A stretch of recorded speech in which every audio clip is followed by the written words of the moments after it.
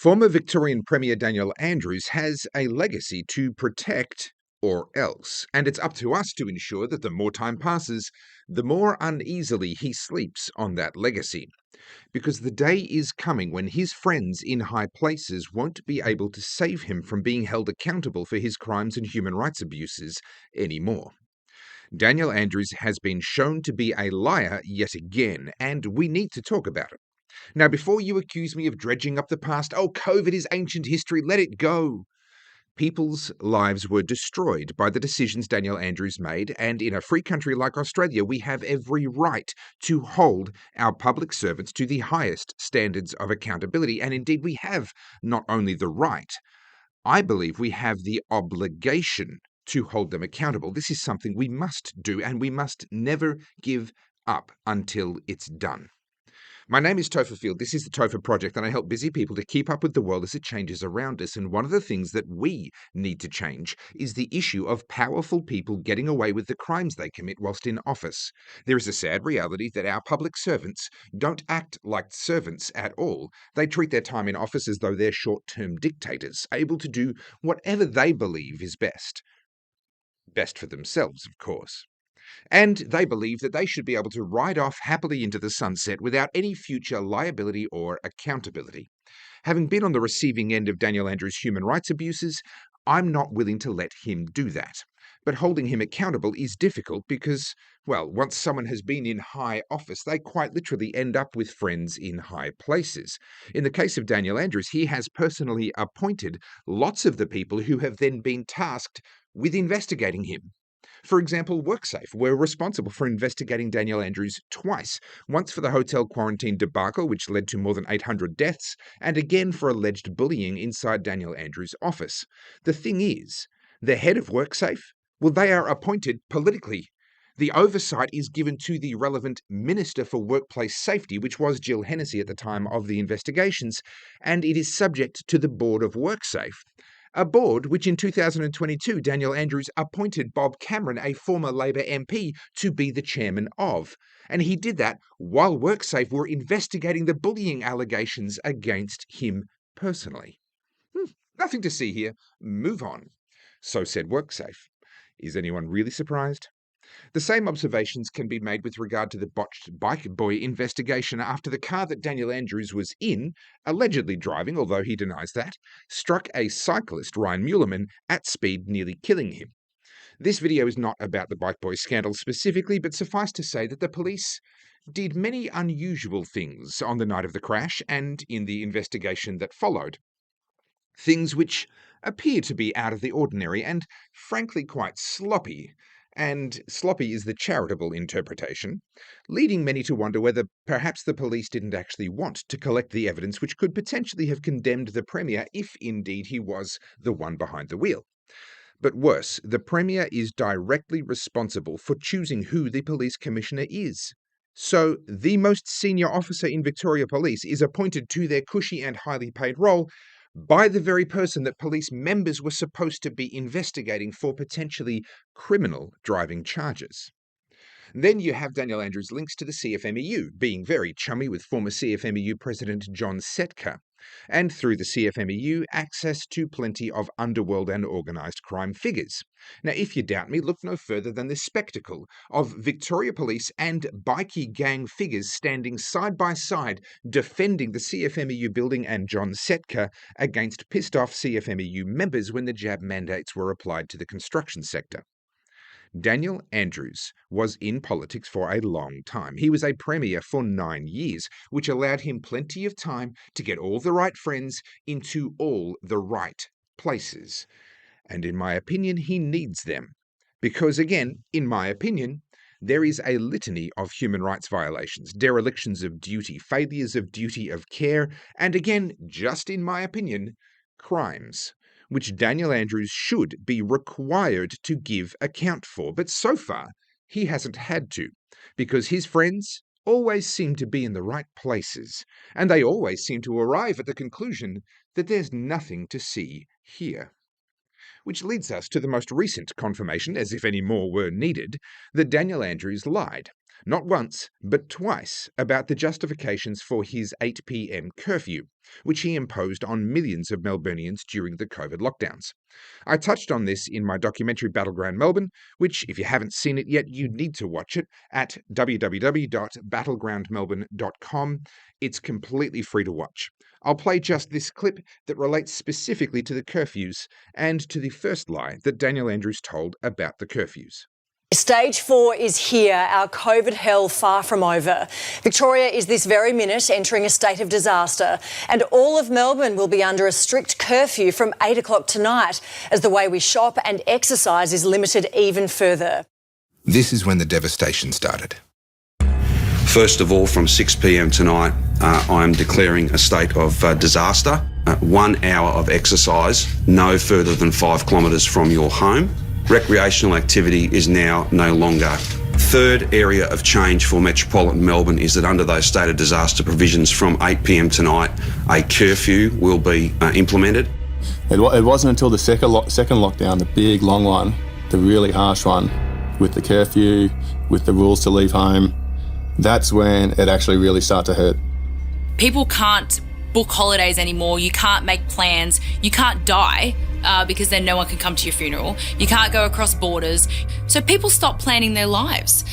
And people wake up anxious every single day, not knowing what the almighty Premier is going to do to them that day. It's absolutely a tactic of psychological warfare. He had all of the power. He could do anything that he wanted to do. There was no evidence to say that curfews were beneficial. If I recall correctly, he stated that it was Victoria Police that requested these curfews, and then I believe Victoria Police said that they didn't request the curfews. Police then say, these are hard rules to enforce. We reckon there's a bunch of people that are out and they shouldn't be out. Give us the clearest, simplest set of rules you can. Shane Patton is on the line. Chief Commissioner, good morning. Morning, Neil. Well, the curfew is the hot issue. Were police consulted about the introduction of a curfew? No. We saw very clearly that Daniel Andrews was making decisions just based on whatever he felt necessary. After being caught out in that lie, Daniel Andrews pivoted, then claiming that the curfew actually came from the health advice, the secretive health advice that we, the public, were never allowed to see. They were like some sort of holy text, too sacred for the common man. We just had to believe the high priest Daniel Andrews when he told us what was in them. Well, surprise, surprise, the high priest Daddy Dan was lying yet again, and we now have the evidence thanks to a long-running court battle over a Freedom of Information request. The Victorian government have been fighting in court, using our taxpayer dollars, by the way, to block the release of this information about the reasons for the curfew. And finally, they lost that battle, and a smoking gun email has been revealed. This was an exchange between the then Health Minister Brett Sutton and the Public Health Commander Fid Romanes, in which Romanes wrote point blank in that email that the curfew, and I quote, has not arisen from public health advice. Daniel Andrews bears the responsibility for this one entirely on himself, and it means yet again that he is without question a human rights abuser.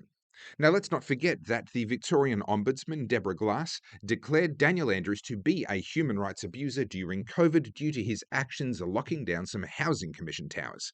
Let's go again to my documentary, Battleground Melbourne.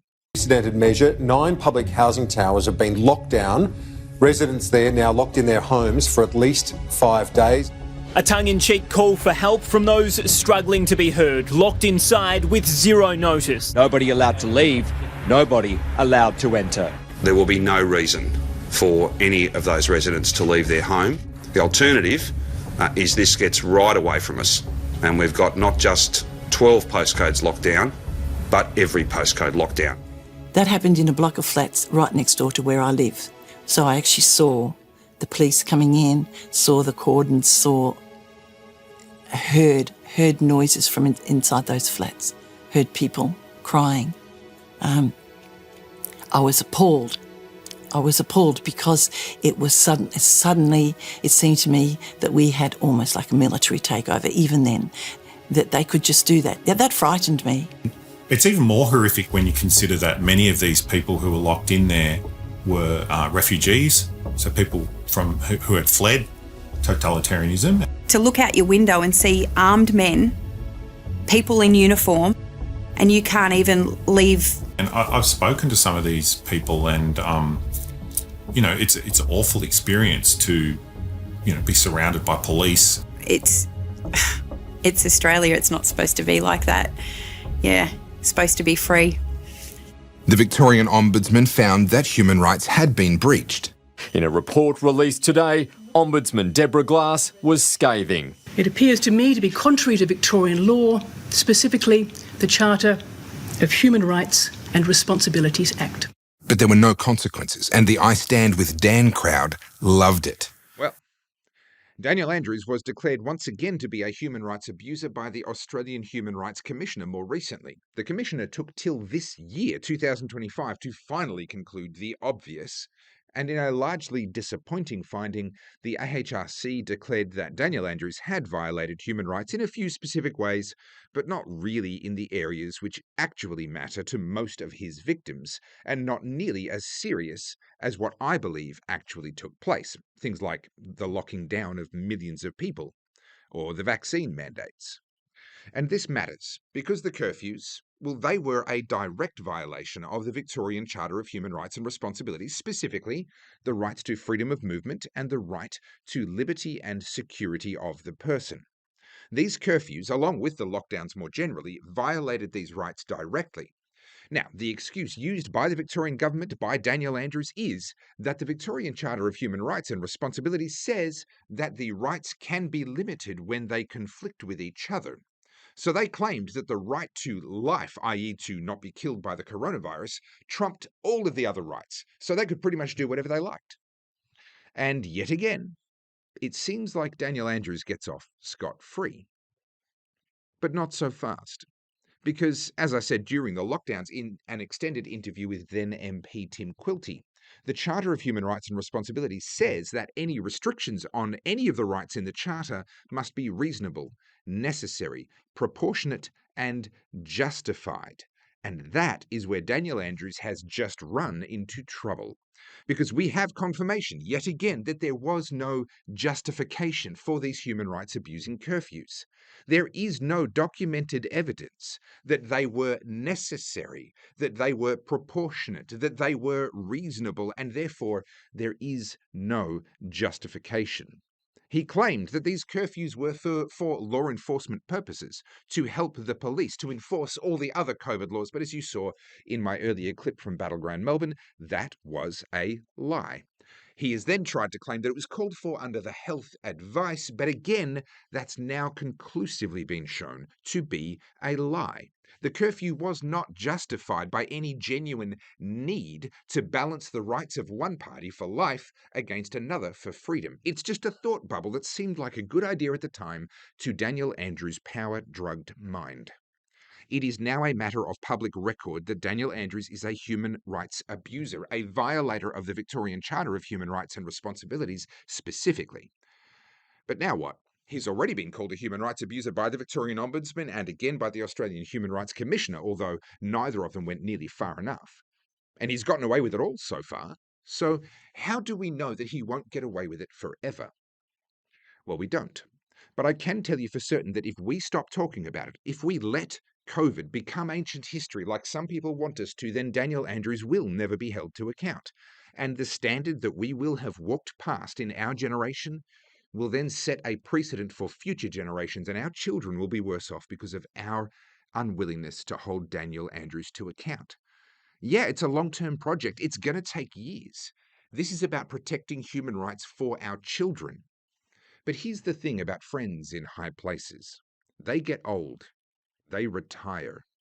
Times and seasons change. And whilst the levers of power might right now be firmly in the grip of these tyrannical human rights abuser Daniel Andrews' friends, they won't be in those hands forever.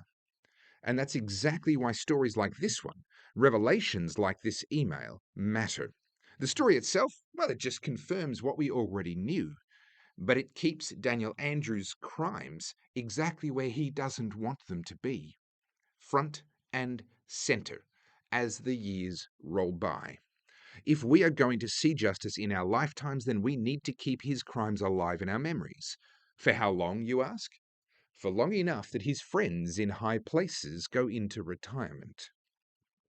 I don't know when the day will come, but I know that every day we get one day closer to the day when Daniel Andrews gets held accountable. And I know that revelations like this one are essential for us to uncover and then for us to publicize and talk about. They are essential to keeping Daniel Andrews' evil legacy in our sights. And if you agree with that, then please share this video so that more people know about this story, but also so that more people understand this is a long-term project. We are in this for the long haul, and we will not forget what was done to us until justice is done. My name is Topher Field. This is the Topher Project, and I help busy people like yourself to keep up with the world as it changes around us. And in this case, I'm helping you to keep your eye on the prize, even if it takes us years to get there. I am 100% viewer supported, so please head over to goodpeoplebreakbadlaws.com, grab a copy of my books, my t-shirts, my hoodies, my DVD, and of course, if you haven't already watched Battleground Melbourne, you can do it at battlegroundmelbourne.com. I'll put the link in the description. Thank you so much for watching to the end. Please like, comment, subscribe, and as always, stay free.